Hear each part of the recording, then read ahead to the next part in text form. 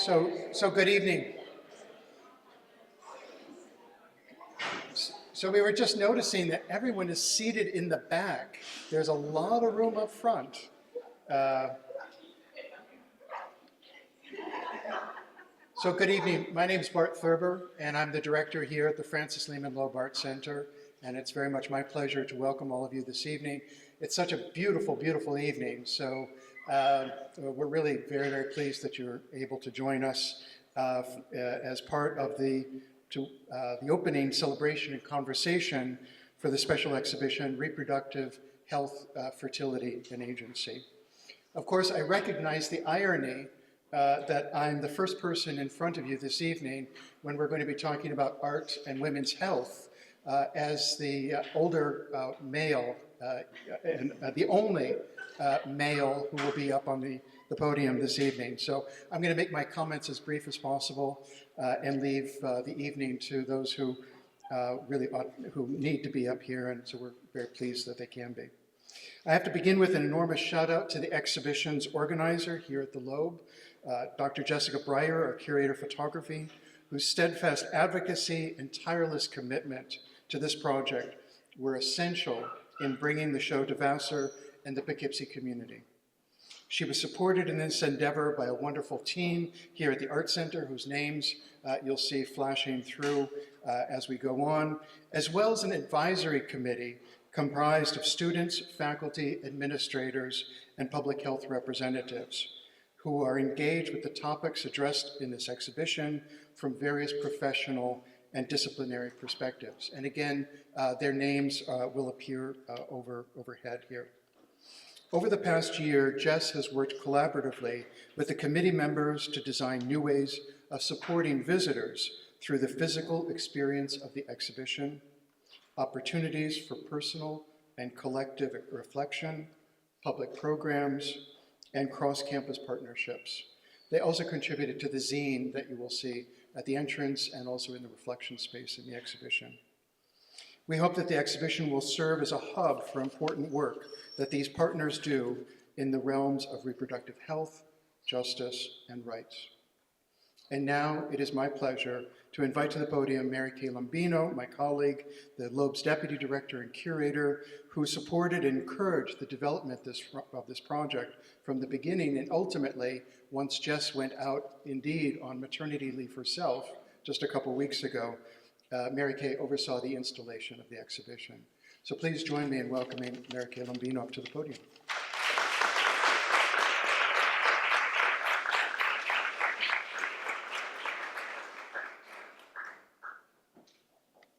Thank you, Bart, and thanks everybody for being here.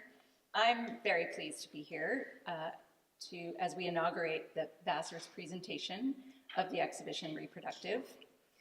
I too will make my remarks brief because we're experimenting with printing our thank yous up on these slides, and so I hope you'll be able to read them and understand the contributions without taking up too much of your time. Also, as Bart mentioned, I'm only standing here because Jess Brier, curator of photography, was not able to be here, but appropriately, she is home with her wife, Beth, and their brand new newborn baby, Nico. He's not even 2 weeks old today. So tonight's a celebration for Jess in many ways. I know she'd want to be here today, and if she could only be in two places at once, which is what working parents always wish they could do. So I want to just offer my deep appreciation for Jess in bringing this exhibition, this really important exhibition here to Vassar, and directing our attention to the pressing issues and inequities surrounding reproductive health and fertility, and for helping to amplify the voices of the 10 artists that are featured in the show, whose work involves moving personal stories, experiences, and explorations of this complicated topic through various forms of expression. As Jess herself wisely put it, though this exhibition was originated and organized in 2021, the timeliness and urgency of this subject matter has only increased in the few years since. Too often, the everyday experiences of people struggling to access care and maintain agency are missing in the public discourse around reproductive health, justice, and rights.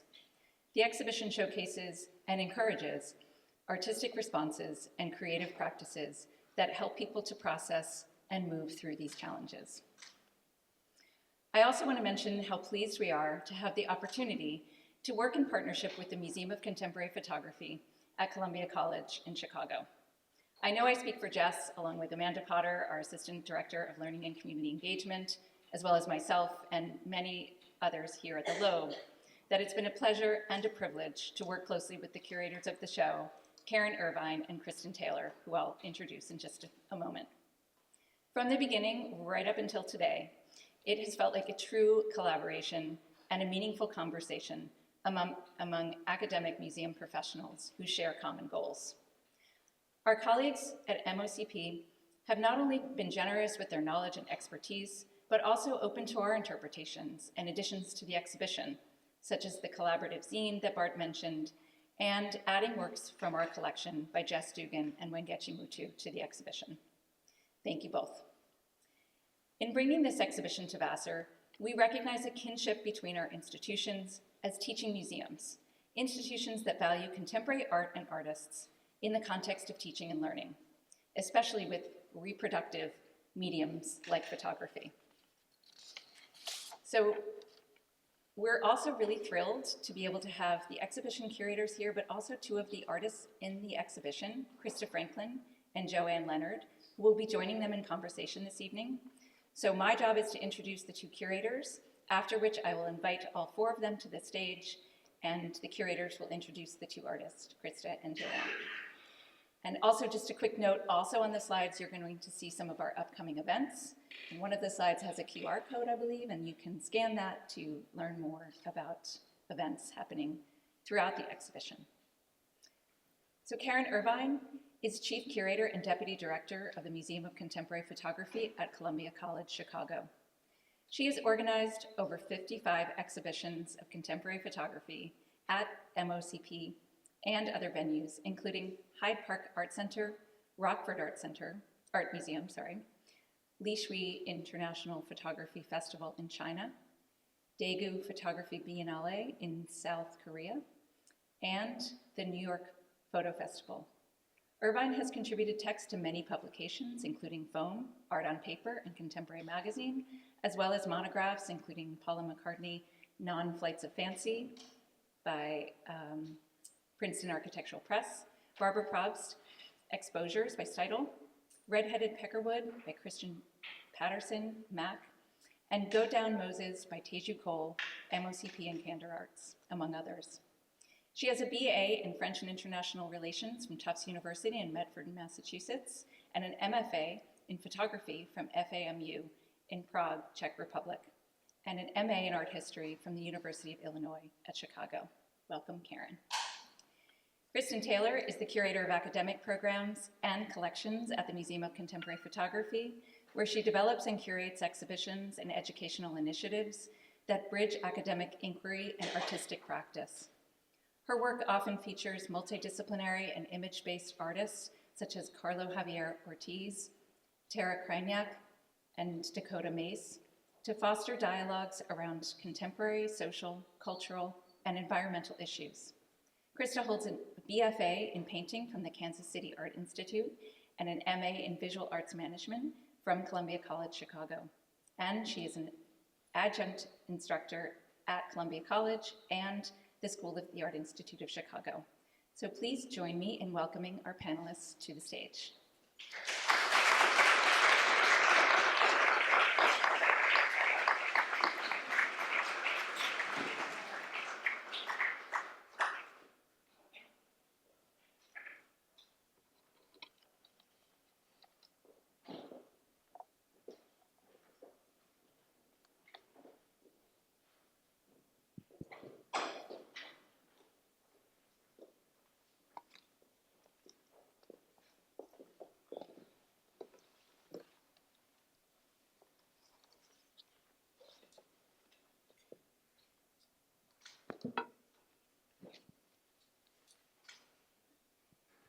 Thank you, Mary Kay, for the nice introduction.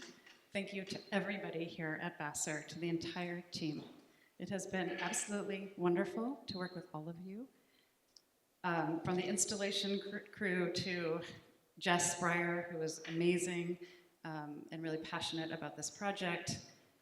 We had a delightful experience that was very collaborative, and we feel that we owe you a lot. We're more than thrilled to have the show on view here. We're also grateful that you've provided a safe space for the voice of so many of these amazing artists, as well as a forum for dialogue and conversation about these really important issues that are so human. Thanks to Krista and Joanne for coming in from the Midwest alongside us to be here this evening. We'll introduce them in a moment. I also want to thank all the other artists who are in the exhibition. For those of them that we worked with directly, were super collaborative as well, and thank you for making such courageous and bold work.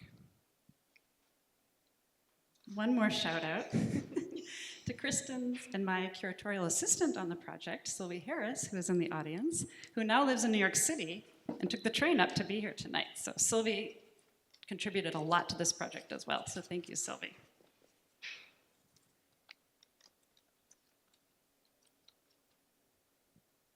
Joanne Leonard, on my right, is a photographer, collage artist, writer, feminist, teacher, who has described her practice as intimate documentary. She's known for making images of different aspects of women's lives, including painful moments from her own life, such as a devastating miscarriage that we have on view here, to the end of her marriage, and to her mother's battle with Alzheimer's. Joanne is actually responsible for this exhibition in many ways, because a number of years ago, she sent us her monograph, and Kristin and I were looking at it, and we immediately responded to the miscarriage work.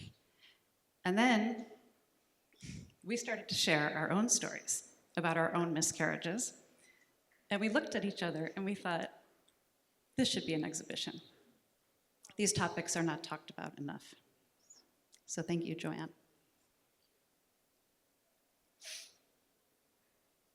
Joanne is here from Ann Arbor, Michigan, where she's been a distinguished educator. She taught at the University of Michigan for 40 years. Her photographs have been featured at SF MoMA, the Whitney. They're in the collections of the Metropolitan Museum of Art, LACMA, ICP, amongst many others.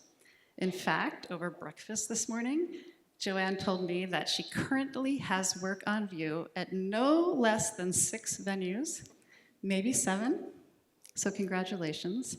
One of those is at Luring Augustine in the city, where she's in a 2-person show that's been getting a lot of great attention. So congratulations, Joanne, and I urge everybody to go down and see that. So thank you, and Kristin will now introduce Krista. Thank you.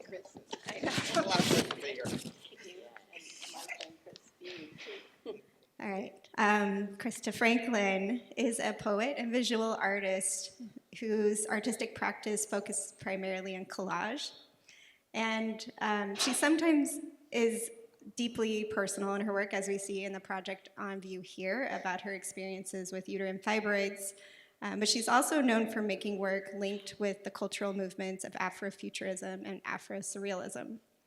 She's the author of many artist books and books. One is Solos, that was published with the University of Chicago Press. Too Much Midnight was published with Haymarket Books. And then Under the Knife, which was made with Candor Books, is what you'll see on view in the exhibition now.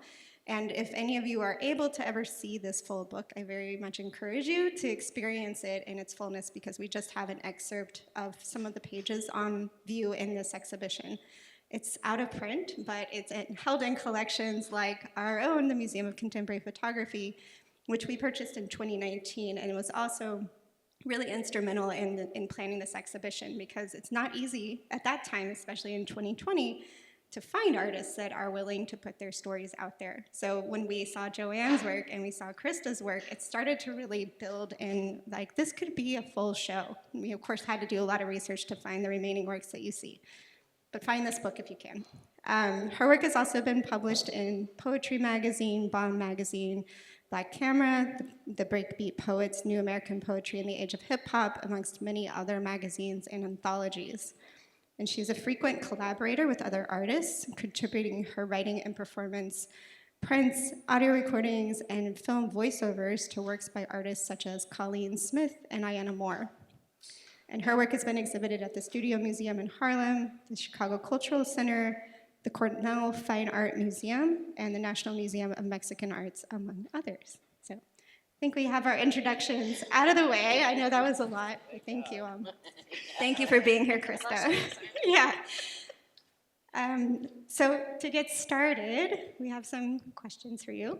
And to start, we really wanted to first ask you, because we think you both have a lot of great similar overlaps in your work. And the biggest one I kind of just touched on is that you make work that's very, very personal about your own experiences, and you put it out there in the public, which is something that not a lot of people will do. So our first question is about, when you were making this work, did you plan for it to be public always? Was it more something that came from this personal place that then you later arrived at that? We're just curious about the timing and how you feel about that.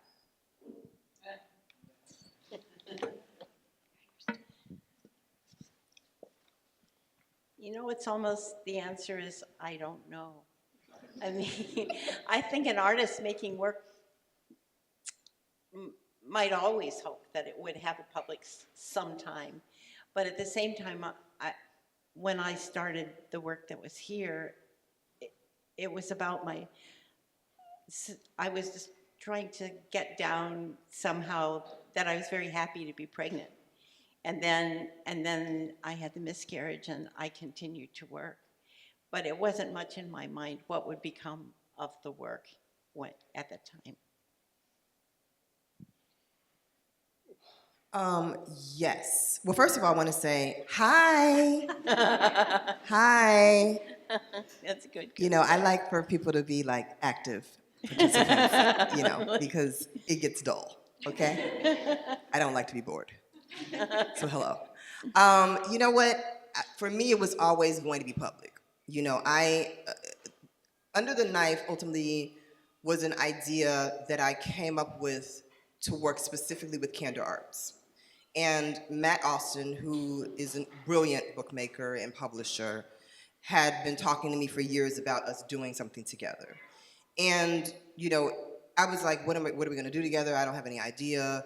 And I had my final surgery from uterine fibroids, and I decided during that time of convalescing that I would begin this project.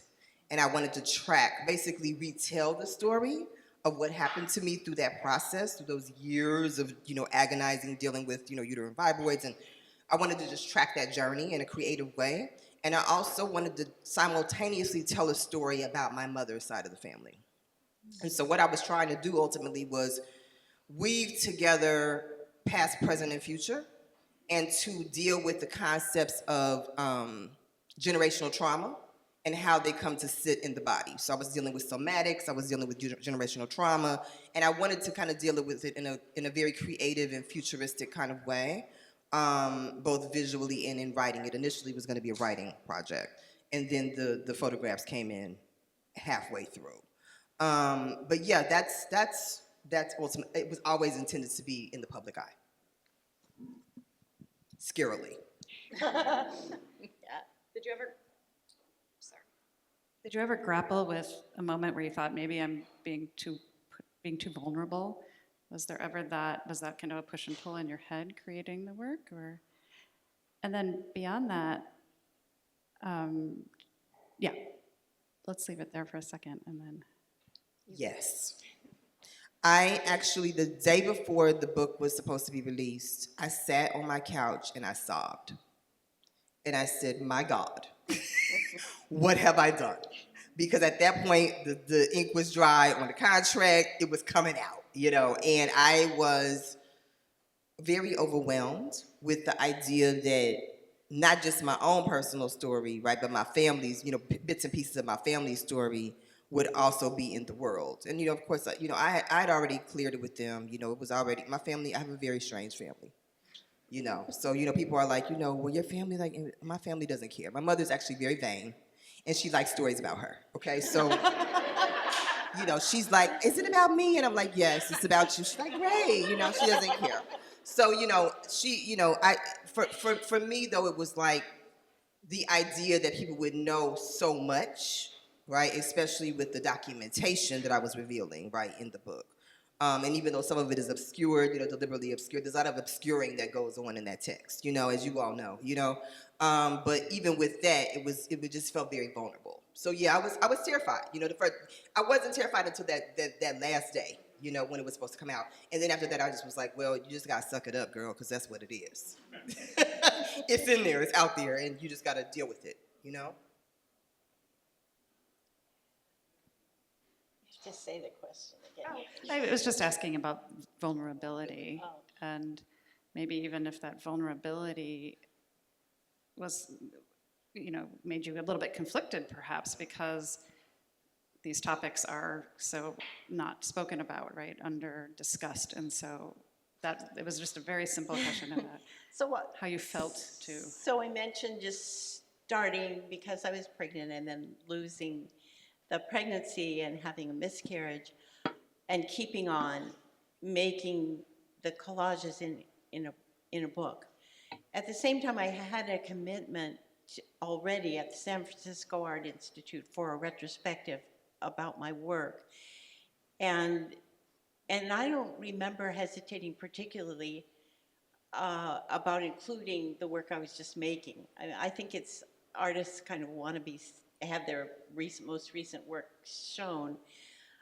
It was a book, and I had to cut it up in order to exhibit it. So I remember that hesitation more than should it be in public. The Art Institute, on the other hand, did apparently have some hesitation and created it was this big show with lots of other work in this group of work, the collages included, and they made a somewhat separate, not entirely closed off, but not a room that you could pass by and look in. You had to walk around one wall to get into the gallery. So you could also back out and not look at it. So I think they were concerned. And Christine Hume, who's here, she wrote a little bit about that in Hyperallergic. She wrote an article about the work and about the kind of possibly one could call the gallery even censoring in a sense, the work at the time that it was first shown.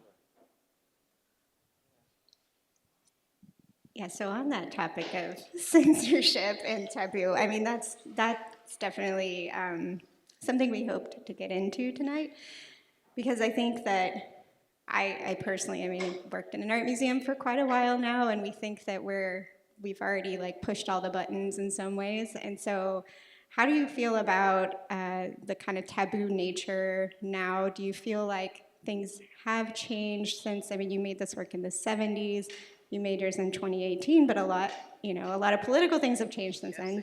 Do you see any change in the art world or how your work is received by audiences since you made it? Do you want me to?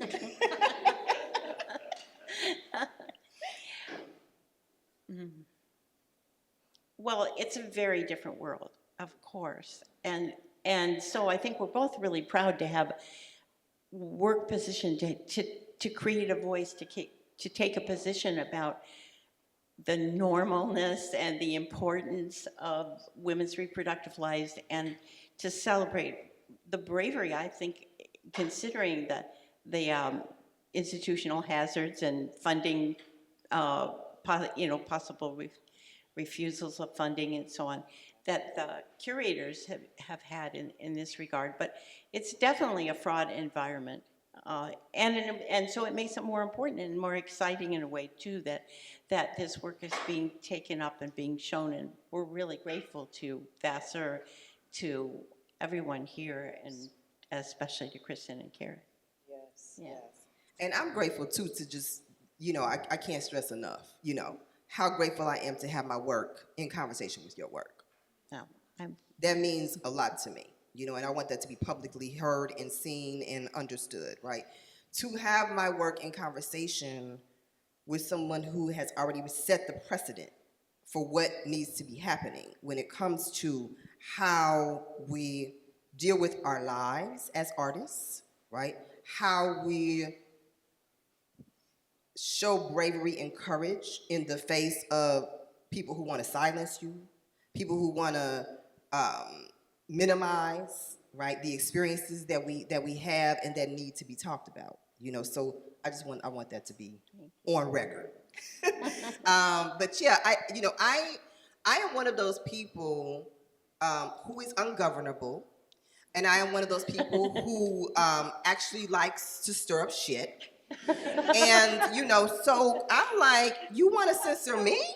That's what you want to do? Oh, lovely. Let's really get it cracking. You know what I mean? Like, I have so much to say then. You want to censor somebody. So yeah, for me, the censorship thing kind of a little bit goes over my head because I don't really live my life in that way. I feel like there's such a cloak of secrecy. I feel like there's a cloak of secrecy I think that women have, right? And I've always thought this, even before I wrote Under the Knife, and that was one of the reasons that I wanted to write Under the Knife, because I felt like there's this cloak of silence and secrecy around what women experience, specifically with like childbirth, being mothers, motherhood, and that's a lot of what Under the Knife is about. And I write about motherhood a lot in my writing. That's like a little preoccupation of mine, And so I write a lot about me working through my ideals around motherhood. And I just feel like pregnancy, the loss of children being taken from you, right, which is my family story, right, because you don't have the economic wherewithal to take care of your children, right, the state getting involved, right, like there's so many things that I think that are cloaked in shame and secrecy, and I fight against that in every way, and I feel like we have to be about the business of talking about these things, right, to normalize them. Right? To see these images that are actually just a part of human life. This is not anything extraordinary. I mean, it is extraordinary because the human body is extraordinary, because women are extraordinary, right? It is extraordinary, but it's also very mundane in a lot of ways too, right? It's almost very pedestrian in some ways, right? So I feel like in that way, my relationship with censorship is one of I love to do battle. So if you want to silence me, even better. That just gives me I'm like, great! Oh my God! Fun times. So yeah, that's me. You two are definitely kindred spirits. Yeah. And Krista, I mean, it's so interesting, like these topics that are still too taboo, which we've noticed, it depends on the generation, of course, and we're really heartened to hear younger generations speaking much more freely about these topics. But they certainly haven't played a big role in contemporary art, probably until very recently. We invited Carmen Winant to be in the exhibition because she had done that project at MoMA about just appropriating images of childbirth, which, when you think about it, we don't really see. They are shrouded, they're hidden in our culture, or they're parodied, right? Yeah. So it's really important, and thanks to both of you. Joanne, you were making work about miscarriage in the early 70s, and you told us that you knew nobody who had addressed that topic, even though now in retrospect we realize Frida Kahlo had done those paintings and there were other people, but you were working on your own in isolation and also have some interesting anecdotes about bringing that work to men working in the museum field. You don't have to name names, but Please name names. But I think it's important to realize in some ways, like in that era, that was very extraordinary. Well, first I'll say that while I hadn't seen any work, even Frida Kahlo, who's very soon in the 70s, there was the women's movement in the arts and a kind of retrieval of work that had not been known to me and to other people, but that hadn't taken hold yet. So I had never seen Frida Kahlo's work about miscarriage. On the other hand, there was the beginning of the women's movement in the arts with Judy Chicago and Miriam Shapiro, and this was in California. So in California, the Cal Arts and something about Fresno Art Project and something called Woman House, where they had tampons and things on as part of the students made the work. All of this was happening, so I think that I might never have made. It's hard to say, you know, that it's in the air. There's a little bit of a sense of license and an opportunity and openness and interest that you couldn't entirely put a name to, but that existed. And so the story that I told, I hope I'm not taking too long, but that I told earlier.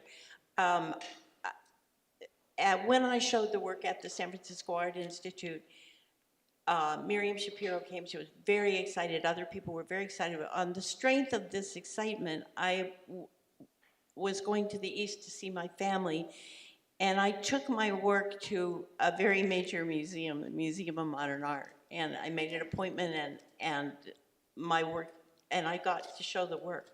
But one of the curators that saw it just couldn't close the box that it was in fast enough, and we were waiting for the other, even more important curator, who came in and then paged through everything very, it was a little unnerving, slowly, and then closed it and said, I think this is about something we all know about, don't we? In a very patronizing way, and closed the subject too. So it didn't take hold, and my response was, I'm never showing this in way too personal work again myself. Maybe I'll find an agent or something, but I'm not taking this to show people. It's too difficult. And so it was very discouraging, and nothing happened with this work for many, many years until publications later at the University of Michigan and so on.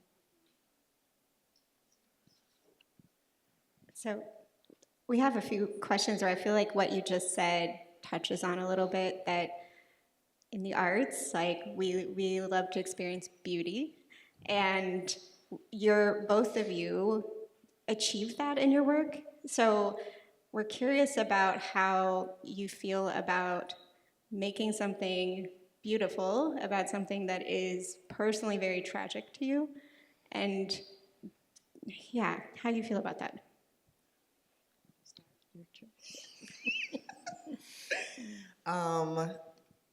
So beauty. You know, I'm a lover of horror, and I'm a lover of the grotesque. So my notion of beauty is very skewed, you know. When I was a teenager, you know, I used to be really obsessed with magazine culture, which is how I think ultimately I became a collage artist, as well as my grandmother was a quilter. And I think that I also attribute her quilting around me to be the first encounters that I had with collaging. But my obsession with beauty culture and beauty standards is what I think led me down the path that I am now. And, you know, beauty is relative, number one. You know, I remember reading something when I was quite young about supermodels, you know, and someone was writing about them and said something to the effect that, you know, what makes a person a supermodel is that they're actually not beautiful. Like there's something that's a little off, you know, a little quirky about their face that makes them like stunning. And I really like leaned into that. You know, I leaned into that notion that beauty is something that is, of course, you know, as the cliche says, in the eye of the beholder, right? But I'm more interested in how can I turn someone's gaze onto something that they would not otherwise be looking at, you know? How can I make something I'm more interested in seduction than I am beauty. And I think that is much more complicated, you know? You know, we can be seduced by images that are actually quite horrific. You know, this is why people are always craning their necks at an accident, right? I mean, the whole traffic slows down. You like, can y'all go? Because, you know, I'm trying to go somewhere. And meanwhile, you're trying to see the tragedy. You know what I mean? So human beings are actually prone towards horrific things, right? So it's not so difficult to like turn their gaze towards something that is not traditionally beautiful. Now, it does get complicated though when we're talking about things that come from the bodies of women, right? Unless you're talking about like horror, where the final girl is the one last standing, right? And everybody else has been slaughtered, right? Typically women or black people, right? So, you know, we have this psychology inside of us that's much more complicated, right? And I'm less interested in these ideas of like the beautiful as I am and something being a seductive image or something being a compelling image or something that resonates with you that makes you want to keep coming back to it. You know, and I play with that both in my writing as well as my visual work, right? I'm interested in deconstructing things and turning things into something that's terrible. You know, the terror and the terrible, right? Yeah, I'm more interested in that. So my mind went to, within the journal, there's a page where you might notice when you see the work that there are little bits of things that I wrote at the bottom. And one had the words tears, tears, and terror. And of course, you can't tell the difference in writing between the word tears and tears. It's the same. Yes. But there's that. So that ducks the question a little bit about aestheticizing horror, or which is or trauma. It is problematic, and it's done a lot, making war or something seem exciting or attractive. It's problematic. I'm not sure that, you know, I've resolved the problem of making art from things that are horrible. But usually I'm working with some kind of contradiction. I mean, a lot of what you've written about collage is how it allows a kind of juxtaposition that can contradict and overlap and overlie and so on. So those are my attempts to be pertinent to your question. Thank you. Yeah, the question, the way I asked it, I hope it wasn't too simplistic. I think also thinking about the collection, the permanent collection that follows, you know, and that like those paintings that, you know, from 16th century, and it's like, you know, you think about this role of art in our lives and then what your work is doing and kind of extending that narrative. So thank you. I must say that I had completely unaware of Vassar's collection, and it's very impressive. So it's wonderful. I'm sure Krista feels the same way. To be in the company of the work that's in the galleries here is really an amazing experience. Let's dig in a little bit deeper to collage as a technique, because it is, although you both do a lot of different things, it is, in this show, obviously a primary focus, but it's also been something Krista's been working on forever, and Joanne, you're so well known for. And there's such a rich history of collage, particularly with activist artists, I would say, right? You think about Ralph Arnold or Martha Rossler, and I think what you're starting to get at, Joanne, is that opportunity to construct through deconstruction, to juxtapose different things. So I'm interested in, maybe, Krista, you could start by articulating what that process opens up for you in terms of the potential there. And then maybe also, like, what it means when you use photography, which is also already an abstraction, kind of dislodge it from where it's existing in the magazine or what have you, put it in a new context. So it's almost like a double abstraction, potentially, or further removal from the indexicality, if you will.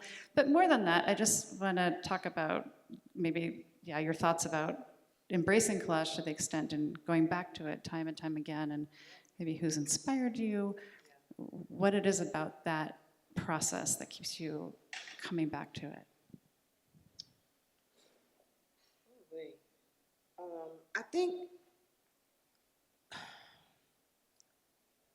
I think I like to tear things up, you know. I think I like to tear things up.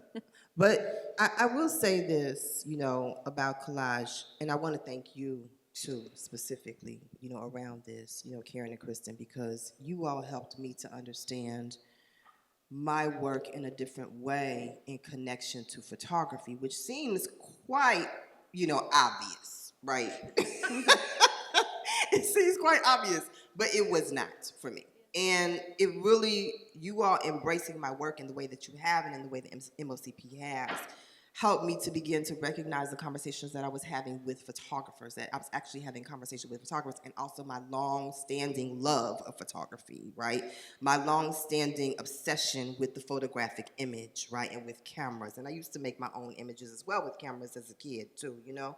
And as a young person, and always was around cameras in my family. My uncle was a big photographer. I'm actually going through a lot of his archive right now with my aunt, and it's just phenomenal, you know? And she's like, you should collage with this. And I'm like, I'm not cutting this shit. Like, what are you talking about? Why? Like, no. But, you know, I think that I am really obsessed ultimately with the photographic image and with manipulating the photographic image. I'm also obsessed with doing a little bit of damage to what I feel like has been done to women through the photographic image, right, through the fashion industry. So I think initially a lot of my work, my early work, was about me creating iconic imagery around historic Black figures, you know, who were important to me. You know, that's kind of like where I got started. And also picking up trash off the street is where I got started too. Picking up trash off the street, taking it home, and making work out of it. Now, I wouldn't do that now. In this era, you know. It's a little different now, you know. But back then, I was really, like, obsessed with, like, picking up things that, like, caught my eye in the streets and then combining that with, like, my obsessive magazine collection, right? So, you know, it really is about re-envisioning and reimagining a world that was designed to make me feel as if I was not a true whole person in it, that I was not valued in it, right? I didn't see people like me in magazines when I was coming up. You know, I didn't see images that reflected me. And so, in a way, it was me, like, using what they were giving me and turning it into a weapon, you know, weaponizing it, you know? And it's not so much about that now, you know? Now it's more about a combination of those things, you know, my deep love for the photographic image, and, you know, you make photographic images as well as make collages with them. So, you know, hats off, because that's a whole different level, you know, of making your own images and then deconstructing your own images too, right? But yeah, that's the long and short of it. I also just like to point to things. I'm very referential in my work, and I like to point to the past. You know, I'm a Cancerian. Any Cancers in the house? Hi. Hi, family. And, you know, we're very nostalgic. You know, so it's like, I just like to point back to the past a lot, to point back to things that were beautiful to me, or that were strange to me, or that were, you know, whatever, that captivated my mind, you know. Long-winded. I'm so sorry. I loved it. Ramble Central over here. My God. So we're trying to talk about Collage. collage, I mean, yeah, if you right? have any right, further comments. right. She loves a thought. That's what me. Well, as Krista was saying, making photographs in the darkroom is an enterprise that now we're freed by digital photographic means, but it was very time-consuming. So when I was pregnant, I had to think, how will I ever have the time? Before I had miscarriage, I was thinking already, how will I ever have the time to go in the darkroom? What will I do to continue being an artist? And so one of the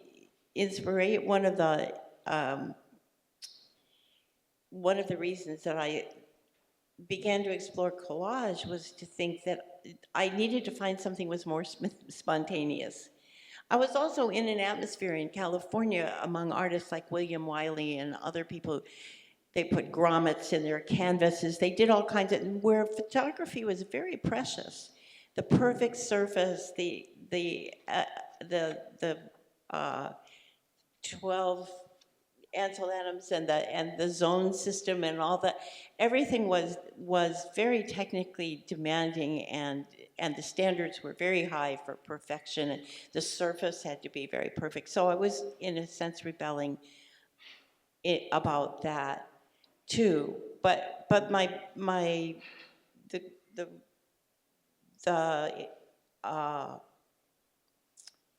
to begin with, the reason to make the collages partly was to find a way to make to use other people's images and not have to be in the darkroom so long, because I thought I probably wouldn't be able to be in the darkroom that long.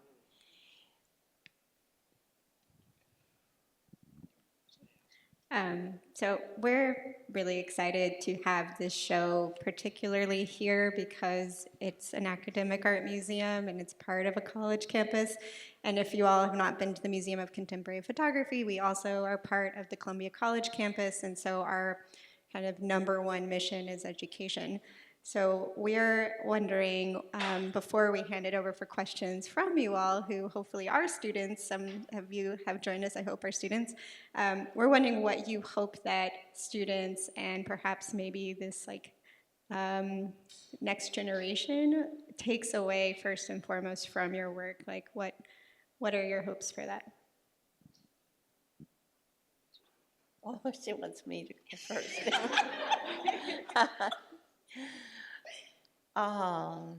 Well, I stopped teaching in 2008. Now, I taught for 40 years.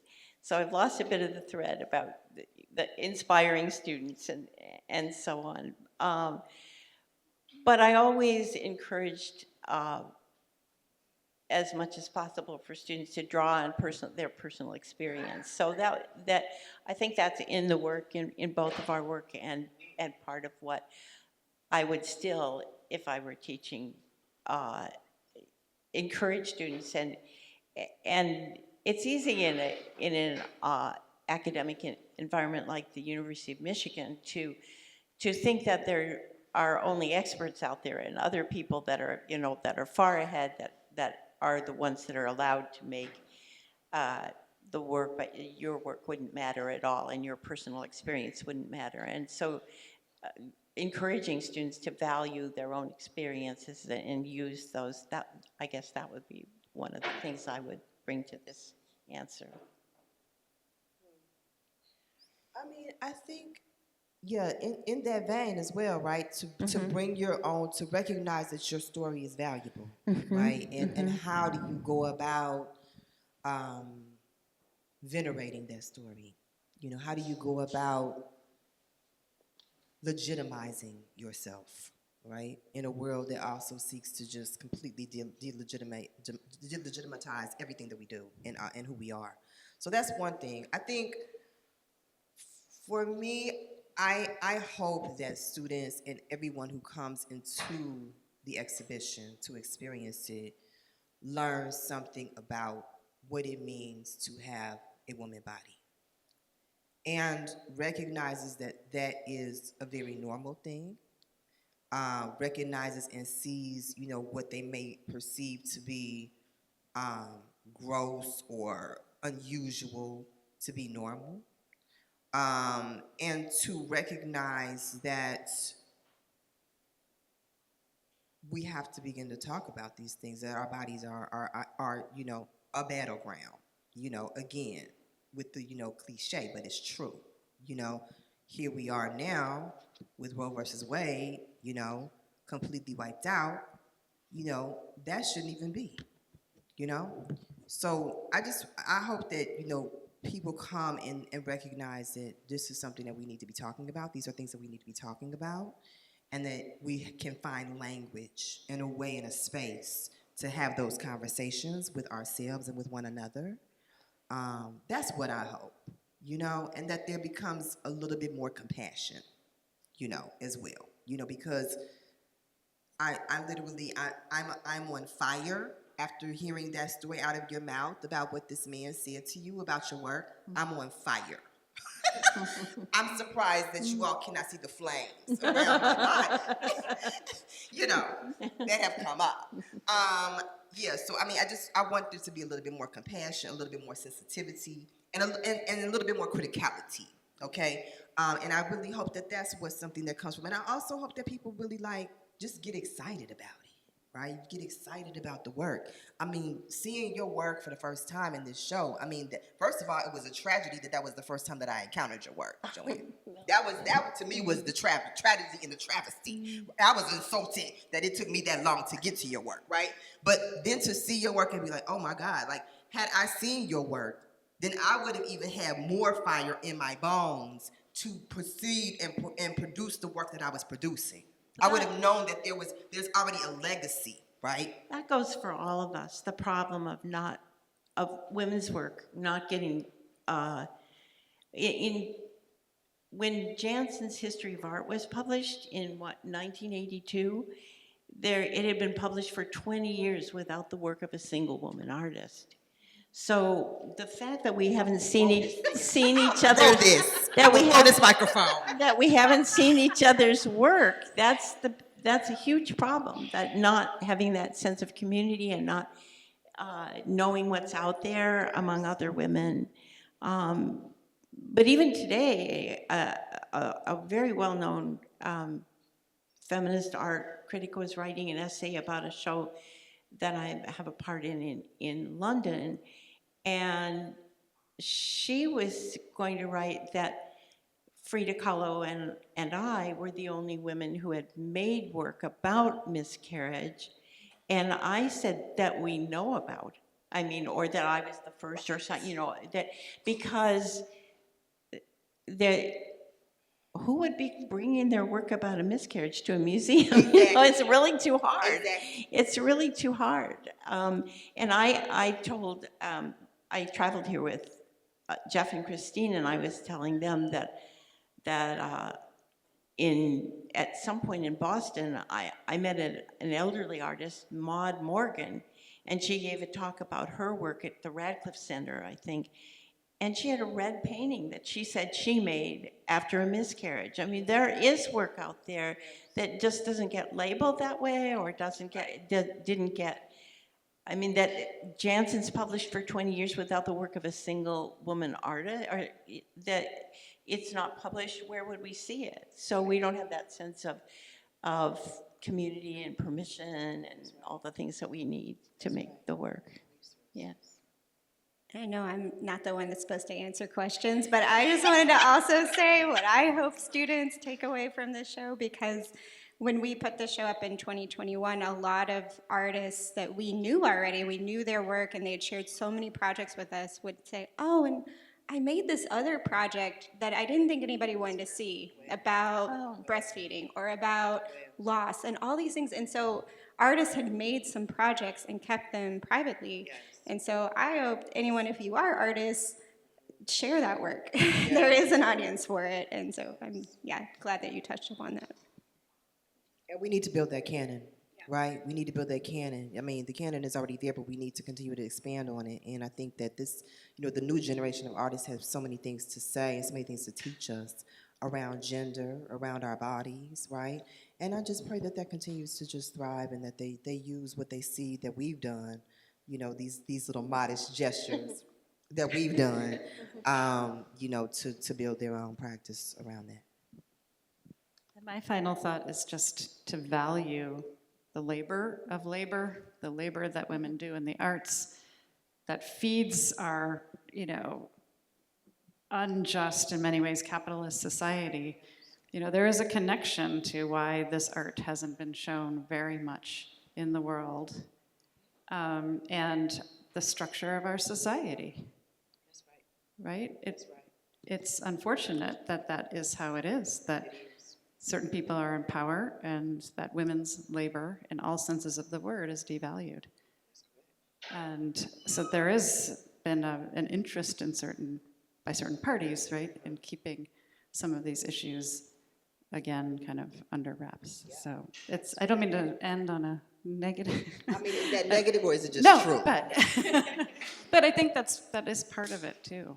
That is really important. And Candice Breitz, who's in the show, spends a lot of time thinking about that, the kind of larger societal issues that put us into a place where in 2024 we're still we're and women are dying. And women are dying. dying. It's more important than we ever could have imagined. Absolutely. Yeah. And they always have been, right? This is that part. Right. But this has been lovely, amazing. I think we should open it up for the audience. That would be great. I know that they have probably some burning questions. So I think there's a roaming mic.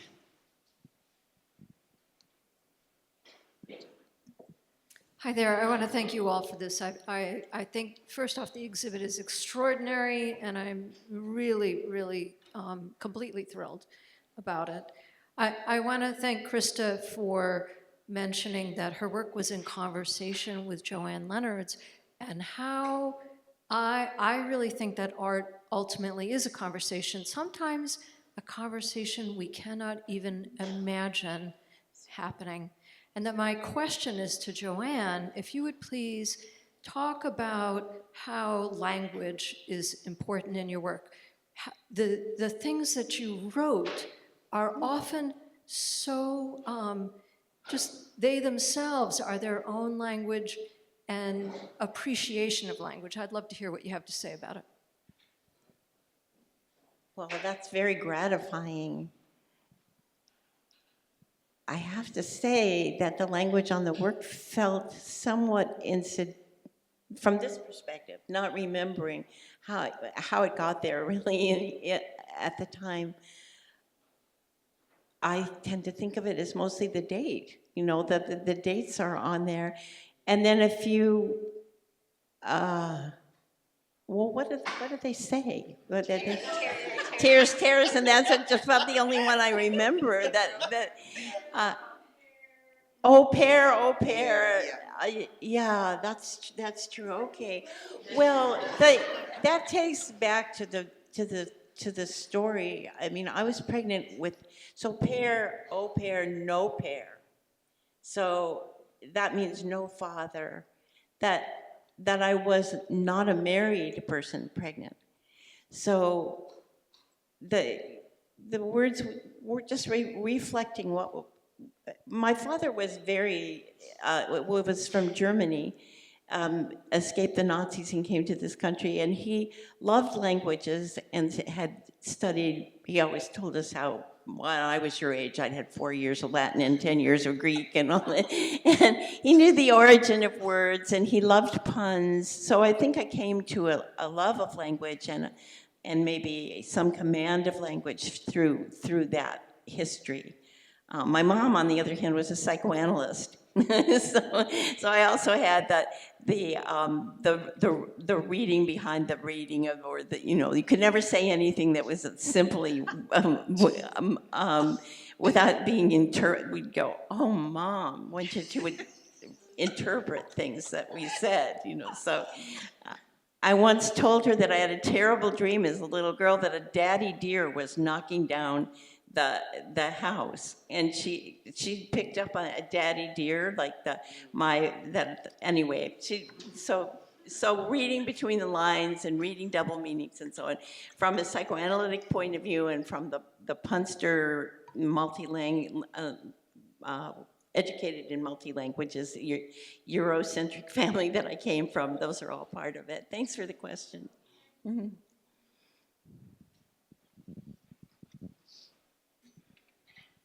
Hi, I wanted to thank you first for your wonderful work. I'm a student here, and as both a student and a young woman and someone interested in art, I was curious about, both of you touched on a desire for women and younger women to understand the value of their stories and their art and their voices. And I wondered if you could speak both to the process of what that self-actualization looks like for you, and forgive the personal question, but both if you could speak to yourself at a younger age, for example, in a moment where a curator closed your work or you felt dismissed. And I'm also curious, just, what does it look like for those doubts and those worries? Do they still creep in? Do they go away? And do you develop a practice to cope with them? I don't know, so thank you.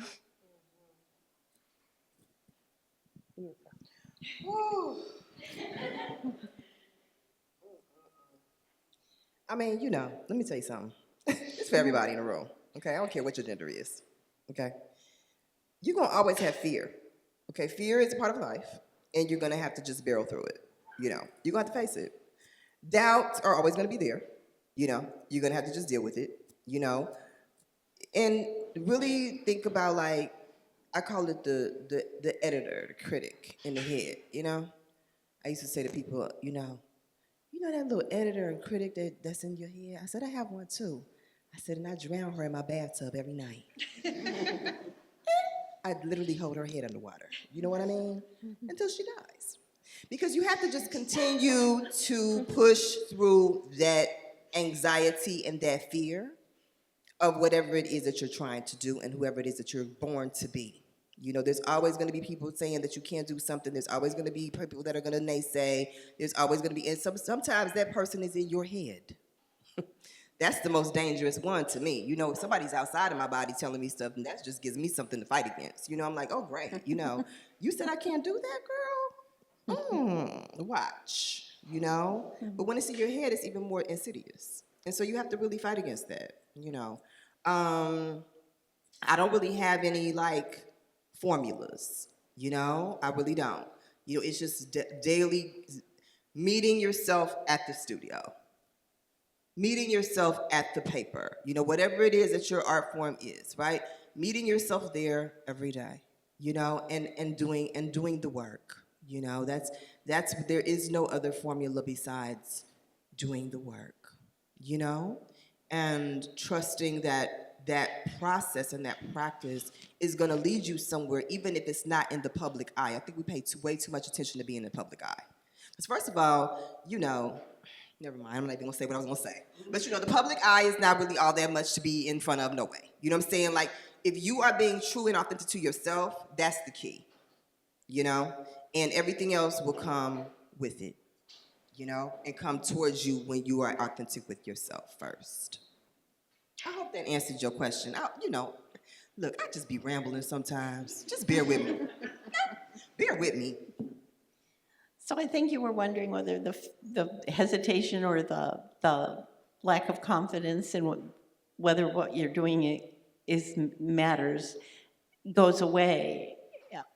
So maybe the discouraging answer is no. I mean, that it's always a question of whether anything that you're doing, it's actually problematic to be making art when the world is so troubled. You know, is that the best thing you could be doing with your time or with your money or with your space, with your energy?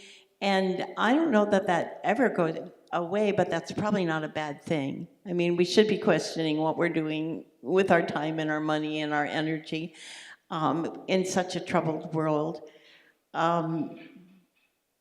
I suppose it's less. I mean, I think that if not now, when should I think that it's still important to make art? But it's actually, I feel better when I get something done. You know, when I get something that I only count getting something done is if I figure I've made something that I can keep. That, you know, not.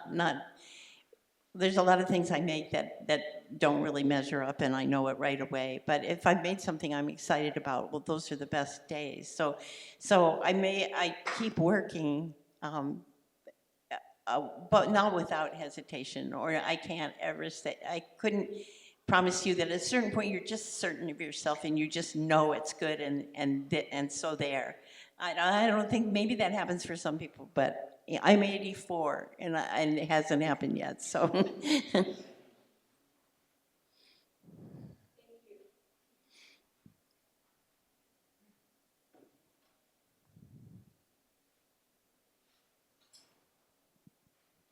right.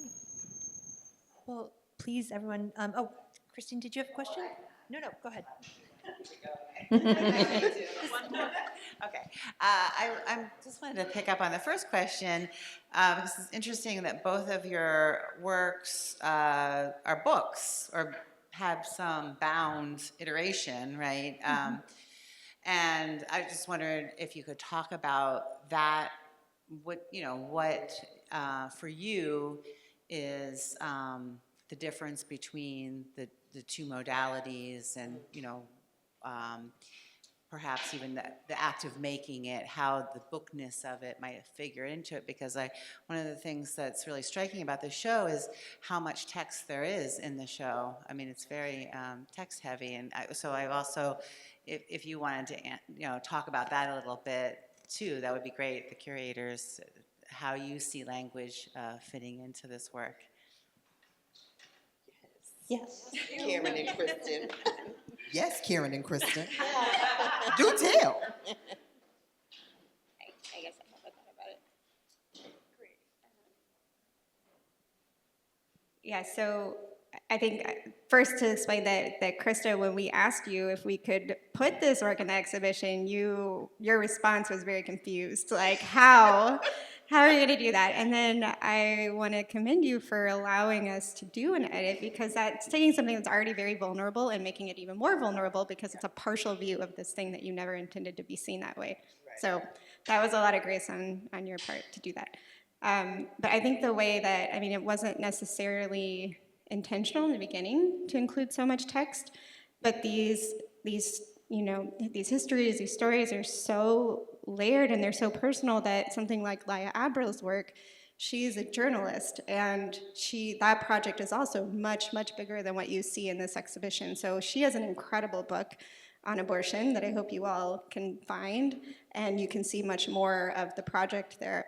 So again, it was really hard to make a selection, and I know that people who experience the show have to spend a lot of time reading, and that was interesting for us, seeing an exhibition that was very different than our normal exhibitions, where it would take over an hour to experience it fully. But then I think that experience was deeper for the audience who wanted to spend that time. So it wasn't intentional, but I think it makes it what it is in the same way, all of the text.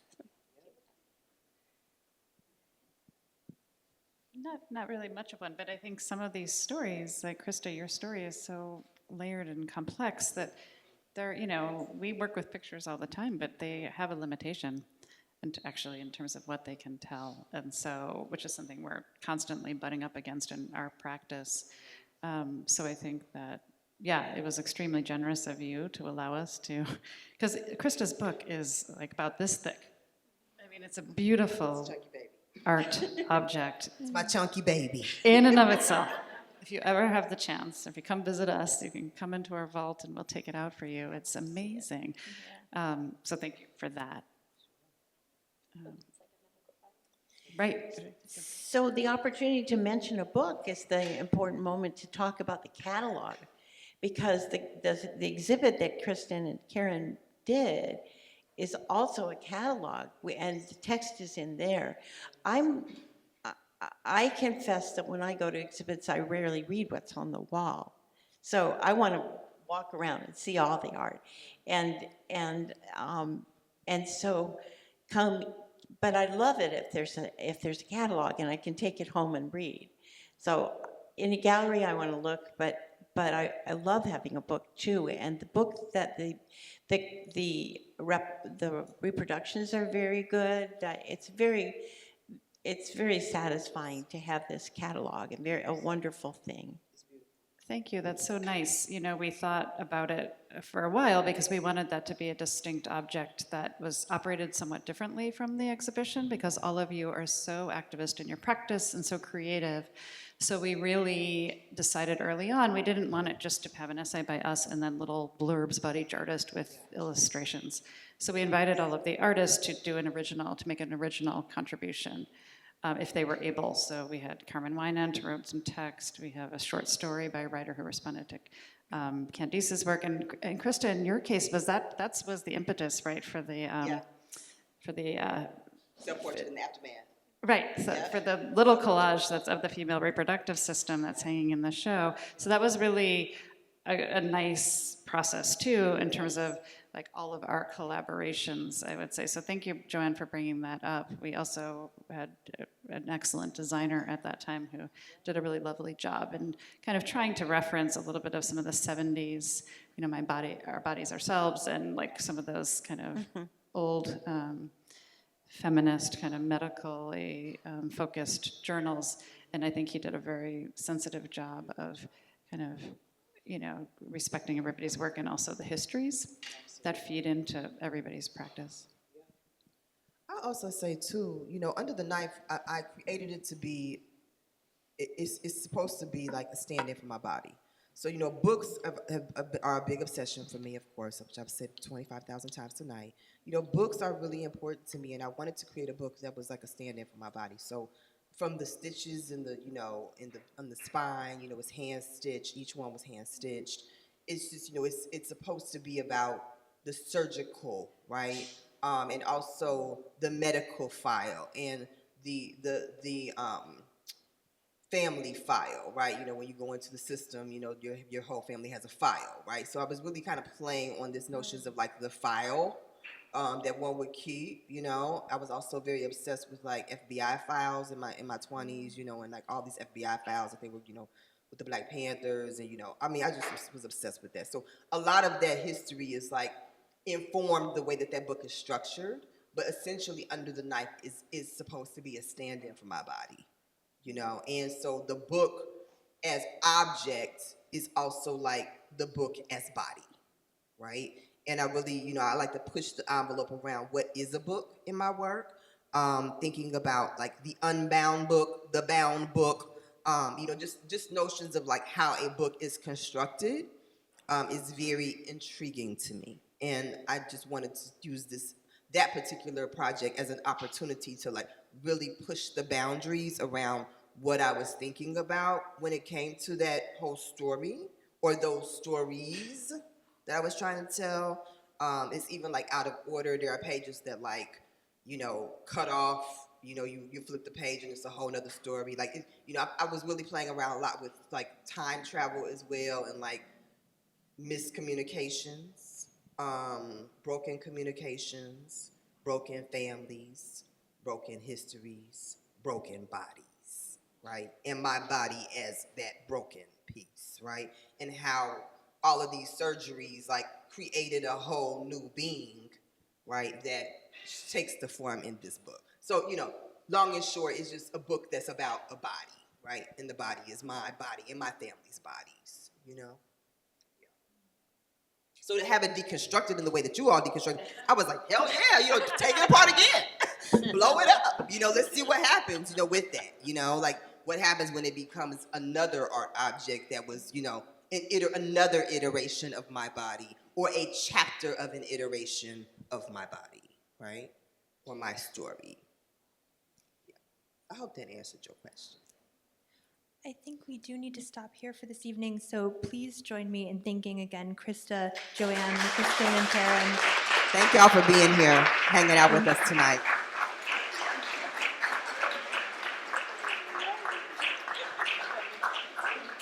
The galleries are open until 9 o'clock tonight, it being a late night Thursday at the Loeb, so please feel free to return to the galleries, and the show's up till February. We'll see you again.